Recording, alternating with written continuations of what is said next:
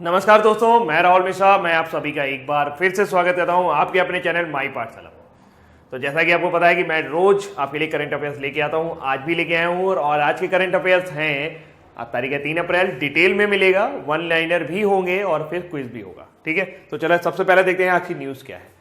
आज की न्यूज है 2 अप्रैल से जुड़ी हुई है। विश्व ऑटिज्म जागरूकता दिवस यानी वर्ल्ड ऑटिज्म अवेयरनेस डे 2 अप्रैल को मनाया गया। नोट कर लीजिएगा, 2 अप्रैल को विश्व ऑटिज्म अवेयरनेस डे मनाया जाता है।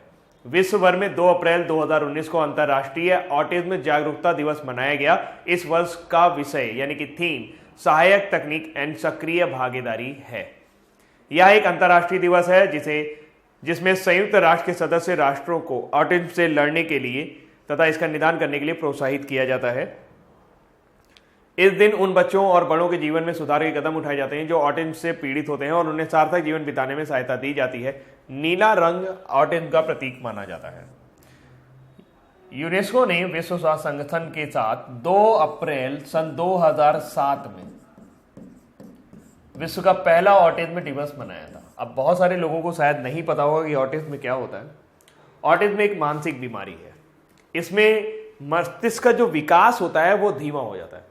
धीमा होने का मतलब ये होगा कि वो आपको औरों से अलग नजर आएंगे। आप उन्हें कह सकते हैं वो मंद बुद्धि भी हो सकते हैं, या आपको ऐसा लग सकता है कि वो मेंटली रिटार्डेड पीपुल भी कहलाते हैं।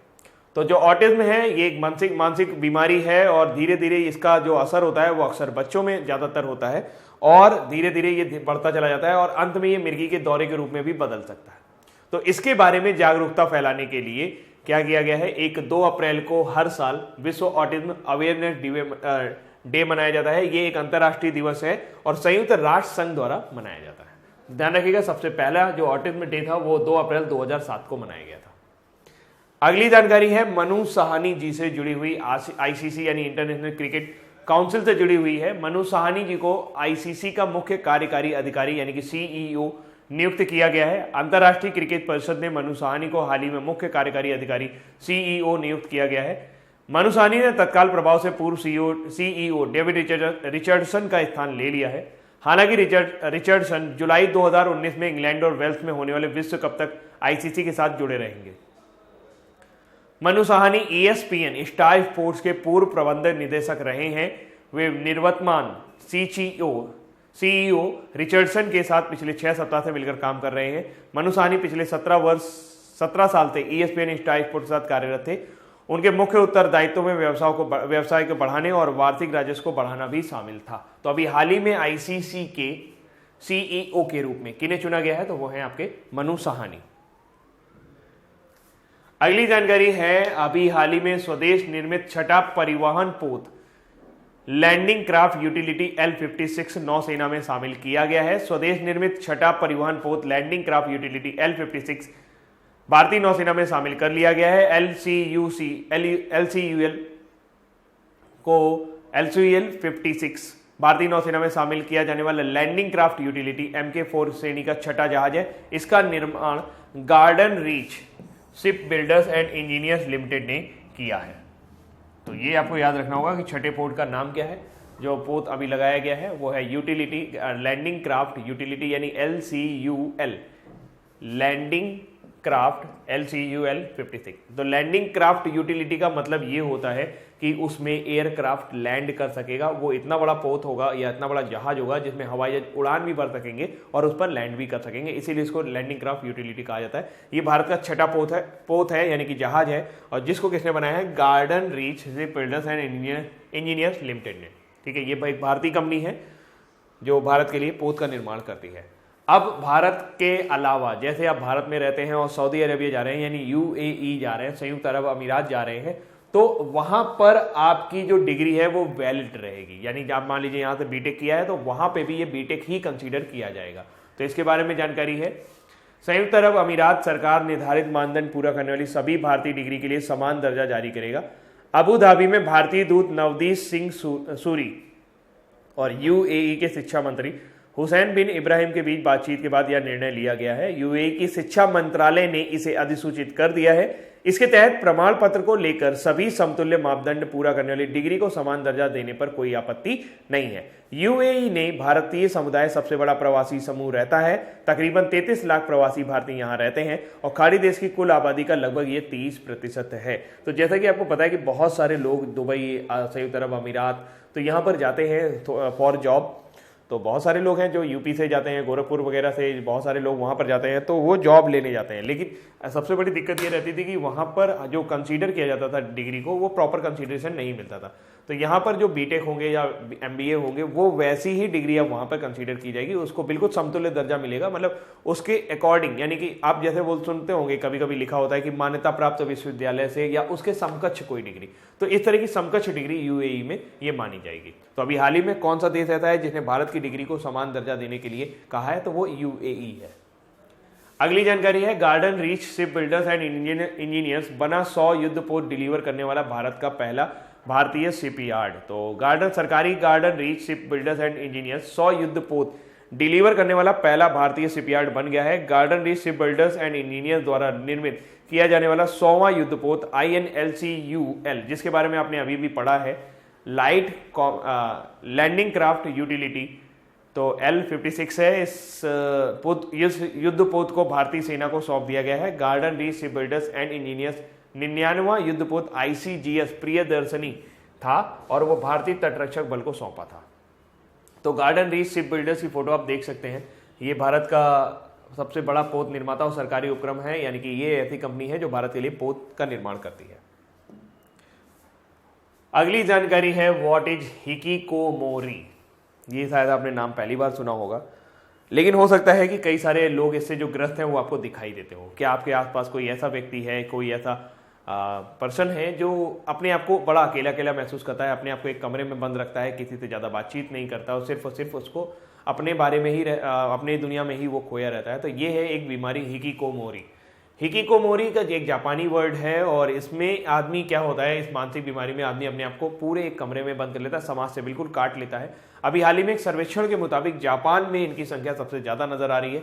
जापान में ऐसे लोगों की संख्या 5 लाख से कम नहीं है। यह रोग जवानों को होता था, पर अब बूढ़ों को भी यह रोग होने लगा है। कई बार ऐसा होता है कि कोई व्यक्ति समाज से अपने आप को काट लेता है और महीनों अपने घर के अंदर ही सिमटे रहते हैं। इस मानसिक अवस्था को ही हिकिकोमोरी।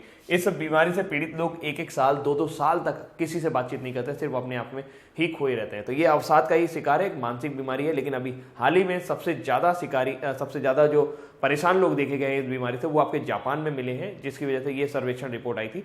और आपको ये थोड़ा सा बताना भी जरूरी था कि हिकिकोमोरी क्या है। ये आपको समझ में आ गया होगा कि ये एक मानसिक बीमारी है। अगली जानकारी है, IUCN red list of threatened species. IUCN यानी कि international union for Conservation of nature ने अभी कावेरी नदी में पाई जाने वाली, कावेरी नदी बहुत ही फेमस नदी है भारत की, और जिसे दक्षिण भारत की गंगा भी कहा जाता है। जिसे क्या कहा जाता है, दक्षिण भारत की गंगा। कावेरी को दक्षिण भारत की गंगा कहा जाता है, जबकि गोदावरी को, ये फैक्ट आपको पता होना चाहिए, गोदावरी को दक्षिण गंगा कहा जाता है, यानी कि साउथ की गंगा। दक्षिण गंगा और दक्षिण भारत की गंगा या दक्षिण की गंगा एक चीज हो गई, दक्षिण भारत की गंगा या दक्षिण की गंगा एक चीज हो गई, और गोदावरी दक्षिण गंगा कहा जाता है। गोदावरी को गंगा का ही पार्ट माना जाता है और ऐसा माना जाता है कि उसकी एक जो धारा है वो दक्षिण से फूटी हुई है, तो गोदावरी बोले बोला जाता है। कावेरी की बात करें तो कावेरी जो है, कावेरी जल विवाद के बारे में आपने सुना होगा, जिसमें कई सारे राज्य शामिल हैं, तमिलनाडु, कर्नाटका, केरला और आपका थोड़ा सा महाराष्ट्र भी उसमें शामिल है। तो इस तरह के ये 4 राज्यों के बीच में ये जो विवाद है उसके बारे में, तो फिलहाल हमको वो उस विवाद के बारे में बात नहीं करना है, हमें IUCN के बारे में बात करना है। कावेरी नदी में पाई जाने वाली मैसीन नामक कुबड़ मछली इसलिए बोलते हैं क्योंकि आगे से काफी चौड़ी होती है, को अब IUCN की लाल सूची में यानी कि रेड लिस्ट में जोड़कर उसे अत्यंत संकटग्रस्त स्थिति का दर्जा दे दिया गया है। महसीर मीठे जल में पाई जाने वाली एक बड़ी मछली है, जिसे जल का बाघ भी कहते हैं, यानी कि टाइगर ऑफ वाटर टाइगर भी इसे कहते हैं। IUCN की लाल सूची संकटग्रस्त प्रजातियों की एक ऐसी सूची है जिसमें किसी भी पौधे अथवा प्राणी के वैश्विक संरक्षण की स्थिति दर्शाई जाती है। इसमें समस्त प्रजातियों की विलुप्ति से संबंधित 9 श्रेणियां होती हैं, जो NE से लेकर EX तक होती हैं। इनके बारे में थोड़ा सा हम लोग बात करेंगे, लेकिन IUCN सबसे पहले 1948 अक्टूबर 1948 में बनाया गया था और आज ये विश्व का सबसे बड़ा संरक्षण संगठन है। जबकि 1956 में जब ये बना था तो इसका नाम IUPN था, यानी international union for the protection of nature, और फिर 1956 में इसका नाम बदल के IUCN कर दिया गया, International Union of Conservation of Nature. तो Union for Conservation of Nature इसका नाम कर दिया गया और इसका मुख्यालय स्विट्जरलैंड के ग्लैंड शहर में है। मुख्यालय कहाँ है इसका? स्विट्जरलैंड के ग्लैंड शहर में। IUCN का मुख्यालय स्विट्जरलैंड के ग्लैंड शहर में। अब थोड़ा सा IUCN की सूची की बात कर लेते हैं। मान लीजिए सभी स्पेसीज हैं, उनमें से कुछ स्पेसीज जिनके बारे में कोई गणना नहीं की गई, तो उनको, यानी उनकी कोई गणना वो इतनी ज्यादा मात्रा में है, उनकी गणना करना बहुत मुश्किल है, तो उनको रखा जाता है NE की श्रेणी में, यानी कि नॉट इवेल्युएटेड, उनकी गणना नहीं की गई। फिर अब इवेल्युएटेड में आती है एडिक्वेट डेटा, ऐसे जिनका पर्याप्त डेटा उपलब्ध है, यानी हमारे पास ऐसी टेक्नोलॉजी है जिनका हम पर्याप्त डेटा ले सकते हैं, तो वो इधर की ओर आ गई। और जबकि बाकी हो गई डेटा डेफिशिएंट, यानी कि उनके डेटा में क्या है, कमी है, अभी भी हमें ऐसा लगता है कि हमने पूरा उनको पृथ्वी पर ढूंढा नहीं है, तो डेटा कमी, उनको रिप्रेजेंट किया जाता है DD से। जो एडिक्वेट डेटा वाली होती है उनमें भी कई सारे होते हैं। सबसे पहला आता है लीस्ट कंसर्न। लीस्ट कंसर्न का मतलब ये हुआ जिनके लिए आपको ज्यादा अभी चिंता करने की जरूरत नहीं है। नियर थ्रेटेंड, यानी कि नियर थ्रेटेंड का मतलब ये हुआ कि ऐसी प्रजातियां जो निकट भविष्य में मतलब संकटग्रस्त प्रजाति बन सकती हैं, उनको एंटी कहा जाता है। थ्रेटेंड, जो संकटग्रस्त हो चुकी हैं। वल्नरेबल, यानी कि वो निकट संकटग्रस्त प्रजाति हैं, मतलब कि वो अब ऐसी हो जाएंगी जो थोड़ी दिन में इंडेंजर्ड बन जाएंगी, यानी विलुप्त प्राय प्राणी की उसमें चली जाएंगी। इंडेंजर्ड का मतलब ये होता है कि जो विलुप्त प्राय होने की बिल्कुल लगभग कगार पर है, लेकिन अभी विलुप्त प्राय नहीं हुई है। क्रिटिकली इंजेंडर्ड का मतलब बहुत बुरी तरीके से वो क्रिटिकली इंजेंडर्ड हो चुकी है, मतलब बहुत कम दिखाई देती है, बहुत ही रेयर केस में आप जब उनको देखेंगे तो आपको कहीं पर जहाँ पे सुरक्षा वगैरह की होगी वहीं पर नजर आएंगी। एक्सटिंक्ट इन द वाइल्ड, यहाँ पर EW का मतलब होता है ऐसी प्रजाति जो सिर्फ जंगलों में बची हुई है, इसको बोला जाता है EW। ये था क्रिटिकली इंडेंजर्ड, ये है इंडेंजर्ड EN, और ये है VU, ठीक। और लास्ट में आता है एक्सटिंक्ट, यानी कि वो विलुप्ति की कगार पर पहुंच चुकी है, वो खत्म हो गई हैं, अब दिखाई नहीं देती। और जब आप इधर से इधर की ओर बढ़ेंगे तो यहाँ पर कम, फिर ज्यादा, फिर ज्यादा, फिर ज्यादा, फिर ज्यादा, और फिर बहुत ज्यादा विलुप्त प्राय वाला केस आपको मिलेगा। तो ये पूरा आपको IUCN के लिस्ट का बता दिया। कोड को जरूर याद रखिएगा, नॉट इवेल्युएटेड, DD, LC, इनके बारे में आप जरूर याद कर लीजिएगा। LC का मतलब है लीस्ट कंसर्न, NT का मतलब है नियर थ्रेटन, VU का मतलब है vulnerable, endangered, critically endangered, extinct in wild and extinct, यानी कि अब विलुप्त प्राय हो गई हैं। अगली जानकारी में आप जो ये फोटो देख रहे हैं, ये हैं noted Tamil director J. Mahendran, जो अभी हाल ही में गुजर गए। 79 वर्षीय प्रसिद्ध फिल्म निर्देशक J. महेंद्रन का अस्पताल में भर्ती होने के बाद निधन हो गया है। उन्हें कई फिल्मों में एक अभिनेता के रूप में भी देखा गया था। वो चेन्नई में ब्लू ओशन फिल्म और टेलीविजन एकेडमी का हिस्सा भी थे। महेंद्रन ने कई यादगार फिल्मों में निर्देशन किया है, जिनमें मुल्लुम, मलारुम, जानी और नेंजथाई किलादे शामिल हैं। तो अभी हाल ही में किस तमिल डायरेक्टर का हाल ही में निधन हो गया? उनका नाम है J. महेंद्रन। अगली जानकारी है रिलायंस म्यूचुअल फंड से। Reliance mutual fund launches voice based financial transaction, यानी कि अब रिलायंस म्यूचुअल फंड ने जो ट्रांजैक्शन है उसमें आप बोलकर ही अपने ट्रांजैक्शन को कर सकेंगे, और ऐसा जारी करने वाला रिलायंस म्यूचुअल फंड पहला है। Reliance Nippon life asset management, यानी RNAM, full form Reliance Nippon life asset management ने गूगल के साथ मिलकर रिलायंस म्यूचुअल फंड के ग्राहकों को ध्वनि आधारित वित्तीय लेन देन करने में सक्षम बनाया है।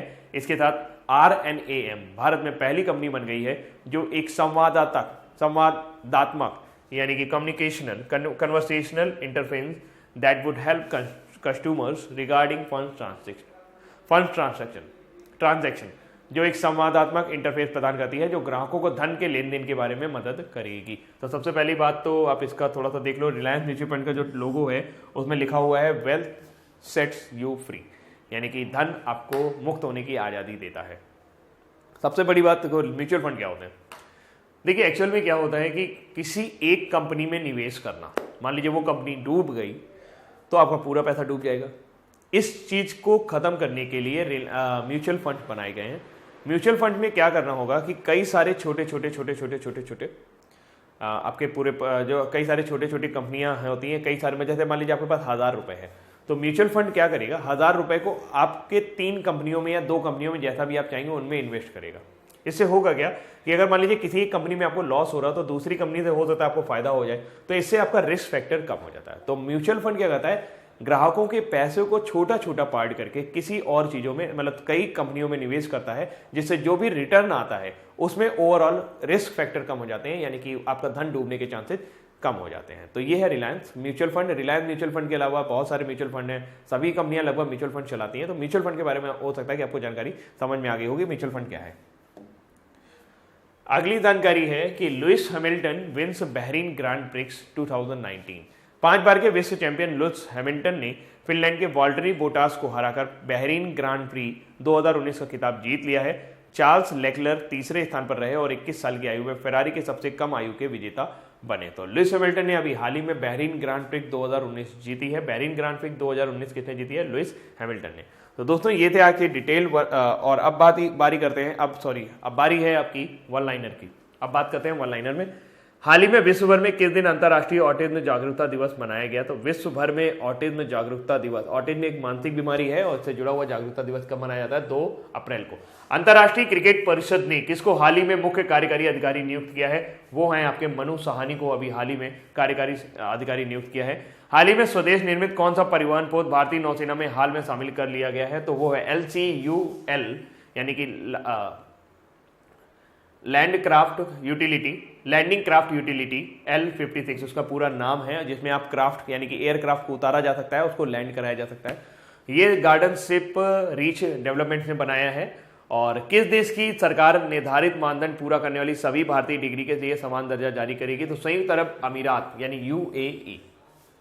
हाल ही में 100 युद्धपोत डिलीवर करने वाला भारत का पहला भारतीय शिपयार्ड कौन सा बना हुआ है? तो GRSE, garden reach shipyard limited. तो ये आपका पहला शिपयार्ड है जिसने 100 पोत बनाए हैं भारत के लिए।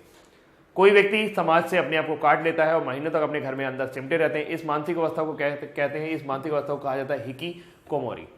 हाल ही में IUCN की लाल सूची में किस जीव को जोड़कर उसे अत्यंत संकटग्रस्त स्थिति का दर्जा दिया है? तो कावेरी नदी में पाई जाने वाली कुबड़ मछली, ये कावेरी की सहायक नदियों में पाई जाती है। और ये कावेरी नदी को क्या कहते हैं? हम लोग कावेरी नदी को कहते हैं दक्षिण भारत की गंगा। दक्षिण गंगा हम लोग कहते हैं गोदावरी को। कावेरी को दक्षिण भारत की गंगा इसलिए कहा जाता है क्योंकि ये बिल्कुल गंगा के समान ही बहती है, और गंगा के जैसे ही गंगा के जैसे ही इसकी बहुत सारी सहायक नदियां भी हैं। इसको बहुत पवित्र नदी माना जाता है। कावेरी का जो उद्गम स्थान है वो सह्याद्री के दक्षिण से होता है और ये कावेरी पत्तनम में जाके बंगाल की खाड़ी में गिर जाती है। हाल ही में किस प्रसिद्ध फिल्म निर्देशक का निधन हो गया? तो जे महेंद्रन का अभी हाल ही में निधन हो गया।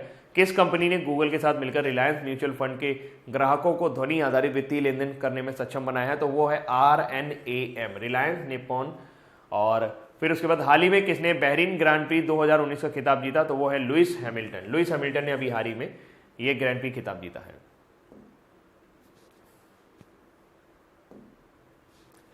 अब है बारी क्विज की, और सबसे पहला क्विज है, हाल ही में विश्व भर में किस दिन अंतर्राष्ट्रीय ऑटिज्म जागरूकता दिवस मनाया गया? तो हाल ही में 2 अप्रैल को अंतर्राष्ट्रीय ऑटिज्म जागरूकता दिवस मनाया गया। अंतर्राष्ट्रीय क्रिकेट परिषद ने किसको हाल ही में मुख्य कार्यकारी अधिकारी यानी CEO नियुक्त किया है? तो उनका दोस्तों नाम है मनु साहनी, जो ESPN और स्टार स्पोर्ट्स के प्रबंध निदेशक थे। उनको हाल ही में CEO बनाया गया है ICC में।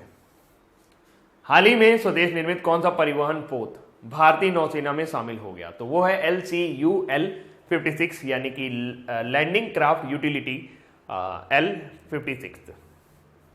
ये भारत का 100वां पोत है जो गार्डन शिप रीच बिल्डर्स ने बनाया है, शिप बिल्डर्स लिमिटेड ने बनाया है। किस देश की सरकार निर्धारित मानदंड को पूरा करने वाली सभी भारतीय डिग्री के लिए समान दर्जा जारी करेगी? तो वो है संयुक्त अरब अमीरात की सरकार। किसकी?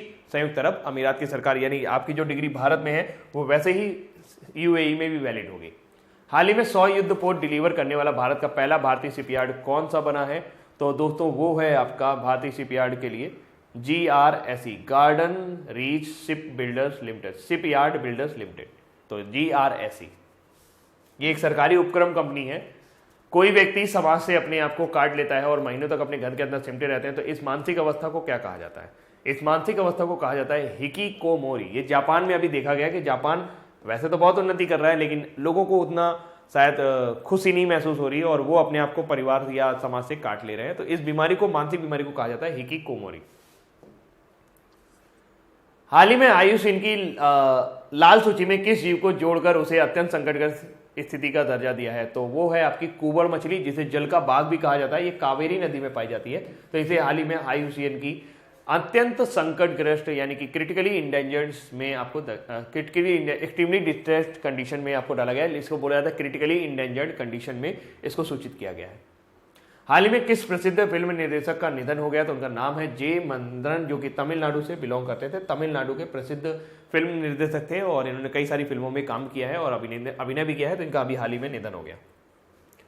किस कंपनी ने गूगल के साथ मिलकर रिलायंस म्यूचुअल फंड के ग्राहकों को ध्वनि आधारित वित्तीय लेन देन करने में सक्षम बनाया है? तो वो है आपके रिलायंस म्यूचुअल फंड ने अभी हाल ही में यहाँ पर गूगल के साथ मिलकर एक संवाद प्रक्रिया आरंभ की है, ताकि म्यूचुअल फंड के जो भी ट्रांजैक्शन है, वित्तीय लेन देन जो है, वो आप मुंह से बोलकर कर सकोगे, टेक्स्ट टू स्पीच रिकॉग्निशन के थ्रू।